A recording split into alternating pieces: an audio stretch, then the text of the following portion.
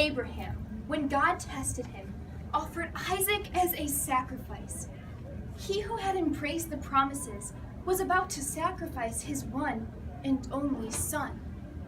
Even though God had said to him, "It is through Isaac that your offspring will be reckoned," Abraham reasoned that God could even raise the dead. And so, in a manner of speaking, he did receive Isaac back from death. By faith, Isaac blessed Jacob and Esau in regard to their future. By faith, Jacob, when he was dying, blessed each of Joseph's sons and worshipped as he leaned on the top of his staff. By faith, Joseph, when his end was near, spoke about the exodus of the Israelites from Egypt and gave instructions concerning the burial of his bones.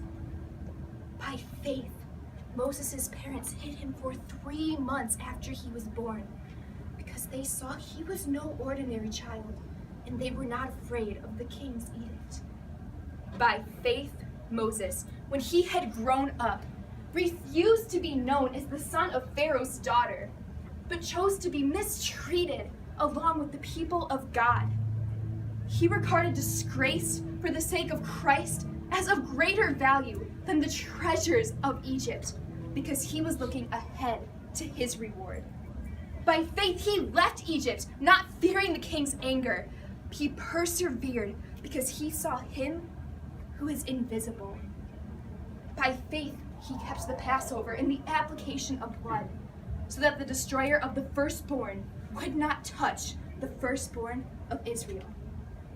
By faith, the people passed through the Red Sea as on dry land, but when the Egyptians tried to do so, they were drowned.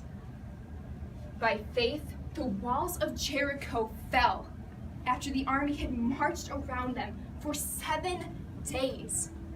By faith, the prostitute Rahab, because she welcomed the spies, was not killed with those who were disobedient.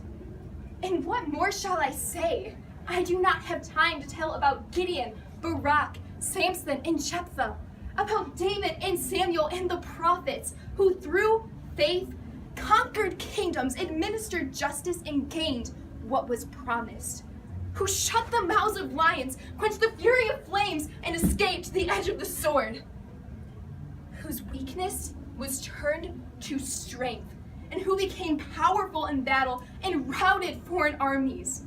Women received back their dead, raised to life again. There were others who were tortured, refusing to be released, that they might gain an even better resurrection. Some faced jeers and flogging and even chains and imprisonment. They were put to death by stoning. They were sawed in two. They were killed by the sword. They went about in sheepskins and coatskins, destitute, persecuted, and mistreated.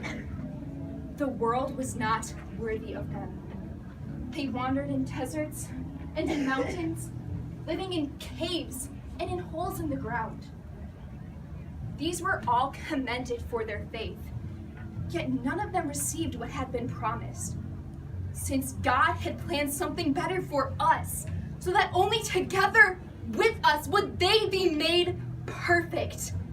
Therefore, since we are surrounded by such a great cloud of witnesses, let us throw off everything that hinders and the sin that so easily entangles, and let us run with perseverance the race marked out for us, fixing our eyes on Jesus, the pioneer and perfecter of faith.